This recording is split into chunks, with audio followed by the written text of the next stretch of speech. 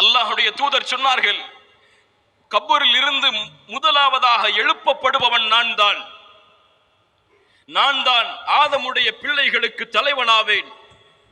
நாளை மறுமையில் நான் சொர்க்கம் நுழையாமல் யாரும் சொர்க்கம் நுழைய முடியாது. சொர்க்கத்துடைய வாசலின் கதவை தட்டுவேன். அங்கே இருக்கக்கூடிய ஹாசின் காவலாளி கேட்பார், யார் நீங்கள்? அப்போது நான் சொல்லுவேன், அன ரசூலுல்லாஹ், இல்லை, நான் அல்லாஹ்வுடைய ஹபீப், இல்லை. அந்த காவலாளி இடத்திலே இந்த தூதர் என்ன பணிவோடு பேசுவார் தெரியுமா? அன முஹம்மத், நான் முஹம்மத் ஸல்லல்லாஹு அலைஹி வஸல்லம். பாசத்தோடு சொல்லுங்கள். அந்த காவலாளி சொல்லுவார், உங்களுக்காகத்தான் இந்த கதவை திறக்க வேண்டும் என்று அல்லாஹ் எனக்கு கட்டளையிட்டிருக்கிறான். கொஞ்சம் நில்லுங்கள். தூதருக்கு இந்த கண்ணியம் என்றால் தூதர் அனுப்பப்பட்ட இந்த சமூகத்திற்கு அந்த கண்ணியம் இல்லையா? சொர்க்கத்தில் முதலாவது